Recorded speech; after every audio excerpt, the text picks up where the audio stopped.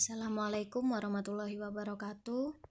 Pada pertemuan kali ini kita akan membahas tentang teks laporan hasil observasi atau LHO. Nah, kalian pasti sudah tahu apa itu teks laporan hasil observasi. Pasti dulu waktu SMP sudah pernah diajari untuk melakukan sebuah pengamatan atau sebuah observasi. Nah, setelah observasi itu, kalau di dalam bahasa Indonesia, kita membuat laporannya. Laporannya itu disebut teks laporan hasil observasi. Nah, sekarang saya jelaskan dulu apa pengertiannya dari teks laporan hasil observasi. Nah, yang pertama, teks laporan hasil observasi itu berisi penjabaran umum mengenai sesuatu yang didasarkan pada hasil kegiatan observasi. Nah, ini jadi, kita kalau mau membuat teks laporan hasil observasi, kita harus melakukan apa dulu? Kita harus melakukan pengamatan dulu atau melakukan observasi dulu. Nah, yang diobservasi itu apa? Yang diamati itu apa? Macam-macam. Bisa kita mengamati lingkungan sekitar kita. Bisa kita mengamati sebuah tempat wisata. Bisa juga kita mengamati mengenai sebuah budaya. Nah, bisa juga kita mengamati yang ada di sekitar kita itu, contohnya belajar dari rumah. Kita amati belajar dari rumah itu apa. Nah, kenapa kita belajar dari rumah? Terus manfaatnya apa? Terus kelebihannya apa, kekurangannya apa, gitu. Kita bisa mengamati seperti itu. Bisa juga kita mengamati sesuatu hal yang ada di sekitar kita. Contohnya ada tempat wisata. Di Batu ya ini. Kalau di Batu itu kan banyak tempat wisata. Contohnya ada alun-alun Batu. Nah, kita amati di alun-alun itu ada apa saja. Ada biang lalanya, ada tempat duduknya, ada air mancurnya. Terus kalau di masa pandemi ini, alun-alun Batu itu prosedurnya bagaimana untuk masuk alun-alun Batu? Yang pertama, pengunjung saat memasuki alun-alun Batu harus dites suhu tubuhnya. Maksimal suhu tubuh adalah 37 derajat. Nah, setelah dicek suhu tubuh, pengunjung wajib melakukan cuci tangan yang di tempat yang sudah disediakan. Setelah itu, pengunjung baru bisa masuk ke area alun-alun Batu. Dengan catatan tidak boleh berdesakan atau tidak boleh bergerombol. Nah, seperti itu contohnya untuk teks laporan hasil observasi. Nah, ciri-cirinya bagaimana? Kalau ciri-cirinya, yang pertama itu bersifat objektif, global, dan universal. Jadi objektif itu kita harus apa adanya sesuai apa yang kita lihat. Yang kedua, objek yang akan dibicarakan atau dibahas adalah objek tunggal. Nah, contohnya tadi alun-alun Batu. Nah, kita hanya ngomongkan alun-alun Batu saja. Tuh, tidak boleh yang lain, tidak boleh ngomong Jatim Park, tidak boleh ngomong Eco Green, tidak boleh ngomong Taman Rekreasi Selekta, gitu tidak boleh. Terus yang C ditulis secara lengkap dan sempurna.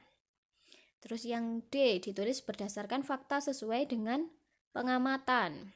E, informasi teks merupakan hasil penelitian yang sudah terbukti kebenarannya. Nah, tadi kan saya beri contoh, kita main ke alun-alun Batu. Kita amati alun-alun Batu. Di sana ada tempat cuci tangan. Sebelum masuk, kita harus cek suhu tubuh dulu. Itu dapat dibuktikan. Kalau kita ke sana sekarang, pasti akan kita temui itu. Di sana ada seperti itu. Terus, tidak mengandung prasangka, dugaan, atau pemihakan yang menyimpang atau tidak tepat. Contohnya, oh, mungkin di alun-alun Batu itu nanti nggak apa-apa masuk tanpa mengecek suhu tubuh, tanpa cuci tangan, nggak apa-apa langsung masuk. Kita bergerombol satu bis langsung masuk di alun-alun Batu. Gitu. Itu kan tidak boleh seperti itu. Karena ada apa? Ada kata mungkin. Kalau mungkin itu berarti sebuah dugaan. Nah, saling berkaitan dengan hubungan berjenjang antara kelas dan subkelas yang berada di dalamnya. Nah, oke, kita sekarang sedang ngomongkan alun-alun batu. Alun-alun batu ini adalah bagian sebuah tempat wisata. Nah, kan tadi sebelumnya kita ngomong, kita mengamati salah satu tempat wisata di alun-alun batu. Nah, itu kelas yang besar. Terus subkelasnya adalah apa? Alun-alun batu, begitu. Nah, terus informasinya yang ada di teks laporan hasil observasi itu ada apa saja sih? Yang pertama pasti ada fakta. Fakta itu apa? Fakta itu adalah kejadian yang benar-benar terjadi. Jadi nyata, ya memang itu benar-benar terjadi.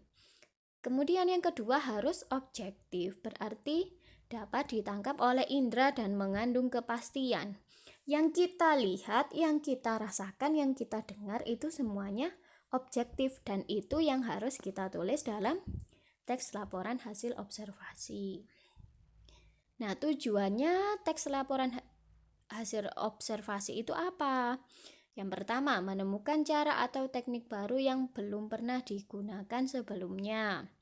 Nah, kalau kita mengamati sesuatu, seumpamanya di lab, kita melakukan percobaan untuk menemukan vaksin dari virus corona.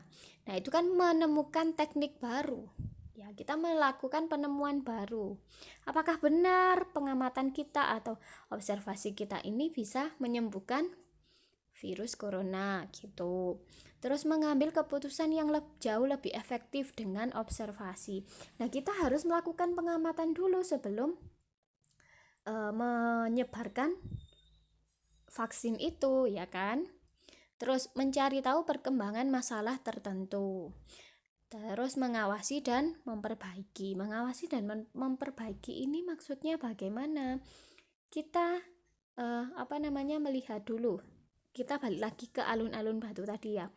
Mengawasi dan memperbaiki. Nah, kita lihat apakah di alun-alun batu itu pada masa pandemi ini sudah memenuhi protokol kesehatan atau belum gitu. Kalau belum, dari hasil yang kita amati itu dapat kita perbaiki. Oh, seharusnya di alun-alun batu itu tempat duduknya harus diberi jarak. Oh, seharusnya orang yang masuk ke alun-alun batu itu harus dibatasi. Maksimal ada hanya 20 orang saja di dalam alun-alun, tidak boleh lebih, seumpamanya begitu. Nah, ini contoh teksnya. Contohnya ini mengenai pengamatan seekor hewan. Hewan apa? Hewan beruang madu. Nah, beruang madu adalah jenis beruang terkecil di antara 8 jenis beruang yang terdapat di dunia. Tinggi tubuhnya hanya berkisar di angka 140 dengan tinggi punggung 70 cm dan bobot antara 50 hingga 65 kg. Bulu yang cenderung pendek namun berkilau terlihat menutupi seluruh tubuh beruang madu, kecuali telapak kaki. Terdapat ciri yang sangat khas pada tubuh beruang madu, yaitu tanda berwarna jingga berada tepat di bawah leher. Nah, di situ kan sudah kelihatan kalau kita benar-benar sedang mengamati seekor hewan. Hewan apa itu? Hewan beruang madu.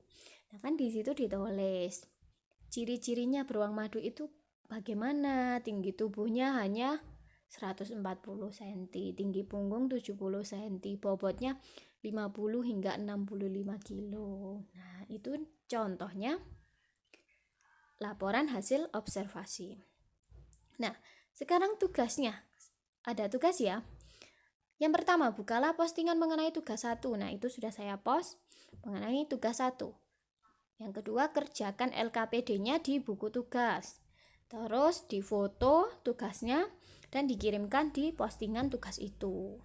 Jangan sampai terlambat mengumpulkan tugas yang sudah diberikan. Gitu. Harus tepat waktu ya.